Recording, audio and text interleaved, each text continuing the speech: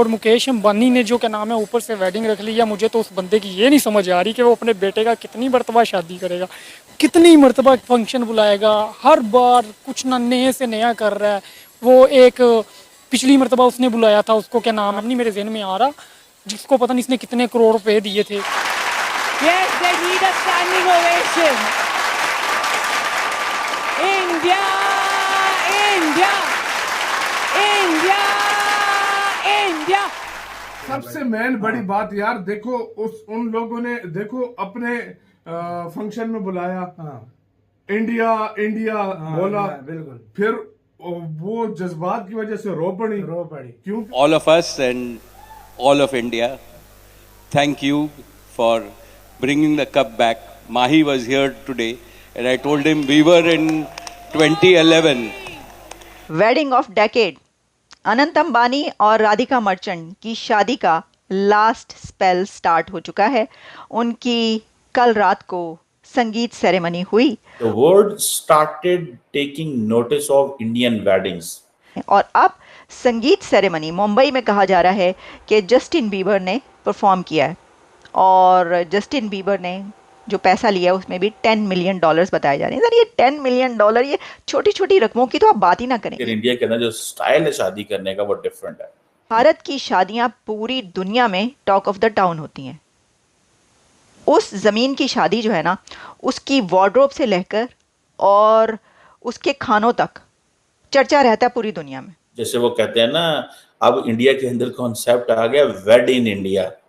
पहले था ना मेक इन इंडिया, ठीक है जी, अब वो कहते हैं वेड इन इंडिया। दोस्तों, एशिया के सबसे अमीर व्यक्ति मुकेश अंबानी के घर में वर्ल्ड कप का जश्न देख पाकिस्तानी मीडिया हैरान है। अब बीते दिनों मुकेश अंबानी के छोटे बेटे अनंत अंबानी का संगीत समारोह था और इसमें सम्मिलित होने दुनिया की कई बड़ी बड़ी हस्तियां वहां पर उपस्थित थीं। और इस कार्यक्रम में भारतीय क्रिकेटर भी सम्मिलित हुए, जिसमें भारतीय क्रिकेट के कप्तान रोहित शर्मा, हार्दिक पांड्या, सूर्य कुमार यादव आदि उपस्थित थे। और इसी कार्यक्रम में मुकेश अंबानी की पत्नी नीता अंबानी ने कार्यक्रम को होस्ट करते हुए भारत को वर्ल्ड कप की बधाइयां दी और साथ ही भारतीय टीम के कप्तान रोहित शर्मा, हार्दिक पांड्या और सूर्य कुमार यादव को स्टेज पर बुलाकर बधाइयां दी और उनको गले लगाया। स्टेज पर 2024 के वर्ल्ड कप की जीत की बात करते हुए नीता अंबानी बहुत ज्यादा भावुक हो गयी। अब 12 जुलाई 2024 को अनंत अंबानी और राधिका मर्चेंट की शादी है और कई महीनों पहले से ही इनकी प्री वेडिंग चल रही है। अनंत अंबानी और राधिका मर्चेंट की प्री वेडिंग कार्यक्रम में पूरी दुनिया की बड़ी बड़ी celebrity, singer, dancer, businessman, artist आदि शामिल हुए। कई रिपोर्टों की माने तो मुकेश अंबानी ने अपने बेटे अनंत अंबानी की प्री वेडिंग सेलिब्रेशन में करीब 1300 करोड़ रुपए खर्च दिए हैं। और अब एशिया के सबसे अमीर व्यक्ति के कार्यक्रम में वर्ल्ड कप का जश्न देख पाकिस्तानी भी सदमे में हैं। Wedding of decade, Anant Ambani और राधिका मर्चेंट की शादी का लास्ट स्पेल स्टार्ट हो चुका है। उनकी कल रात को संगीत सेरेमनी हुई और 12 जुलाई को इनकी शादी है मुंबई एंटीलिया में। तो शादी का दिन आ ही गया। इसकी वजह यह है कि इससे पहले अनंत अंबानी और राधिका मर्चेंट यानी अंबानी वेडिंग की कई एक प्री वेडिंग सेरेमनीज हो चुकी हैं। एक सेरेमनी सबसे पहली हुई थी जामनगर में, जिसमें कोई 150-200 मिलियन डॉलर्स का खर्चा बताया जा रहा था। 5,500 ड्रोन्स उस सेरेमनी में यूज़ किए गए थे।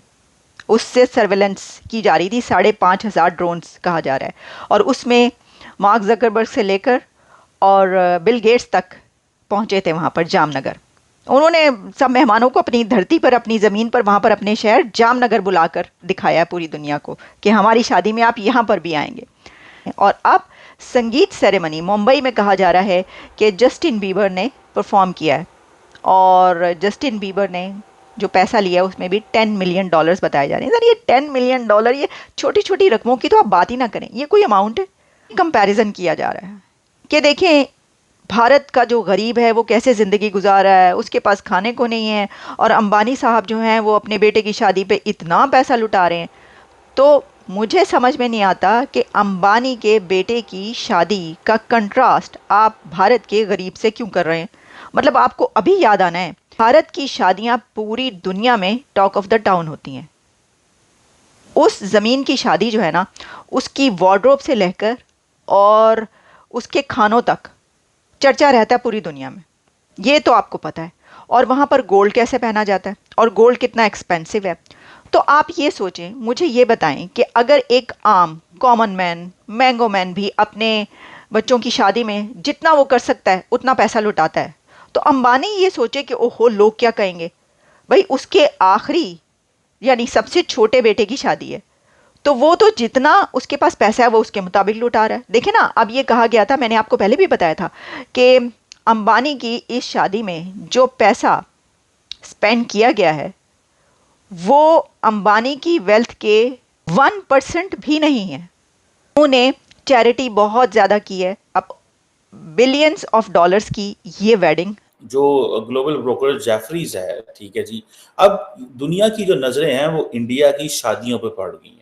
एंड अबव ऑल इंडिया उससे क्या कह रहा है कि इंडिया अपनी जो कल्चरल प्रोजेक्शन है वो उससे कर रहा है। How come one would have known, भाई ठीक है रिहाना आई, सारा कुछ हुआ, लेकिन जो इंडिया का कल्चर है, फॉर एग्जांपल वहां पे वो क्या नाम है, दिलजीत जो एक सिंगर है, और बहुत सारे सिंगर आए हुए थे, सबने जो गाने गाए, ठीक है, गोरों ने भी डांस किया, एंजॉय किया, मतलब आप अपने मुल्क को दिखाना कैसे चाहते हैं। सो इंडियंस अपने मुल्क की जो ग्लोबल आउटलुक है वो इस अंदाज से चाहते हैं।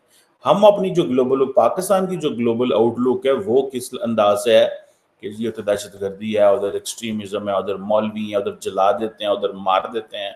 आप उधर इस इश्यू पे बात करेंगे आपको पकड़ लेंगे, आपको आपको आपको जिंदा जला देंगे। क्योंकि पाकिस्तान के अंदर एक नया ट्रेंड इमर्ज होना शुरू हो गया कि जो बंदा, लोग जो हैं वो मॉब जस्टिस पे आ गए हैं, वो कोई भी इशू हो, मतलब वो जरूरी नहीं मजहबी इशू हो, वैसे ही भी वो कोई चोर भी बेचारा पकड़ा जाए, छोटी मोटी चोरी करते तो उसको भी बस जिंदा जला दो यार, अब ठीक है जी, हम बड़े तंग आए हुए हैं ऑल दैट, ठीक है। सो इंडिया की जो प्रोजेक्शन है वो कल्चरल प्रोजेक्शन है।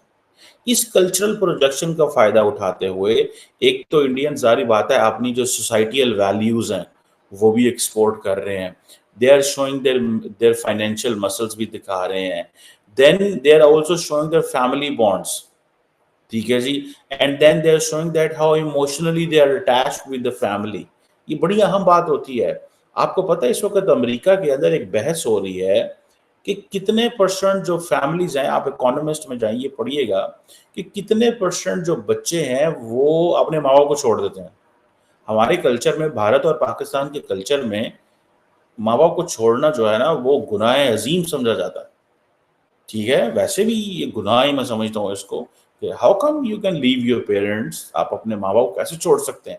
माँ बाप तो अपने बहन भाइयों को नहीं छोड़ सकते हम, मतलब जिस हम कल्चर में, मुआशरे में रहते हैं, माँ बाप भी तो जारी बात है बहुत इंपॉर्टेंट है। सो द क्वेश्चन इज कि ये इंडिया के कल्चर की भी वैल्यू है, इंडिया की सोसाइटियल वैल्यूज भी सामने है। अमेरिका और वेस्टर्न ममालिक इंडिया के फाइनेंशियल मसल्स देख रहे हैं, वो देख रहे हैं अच्छा इनके पास पैसे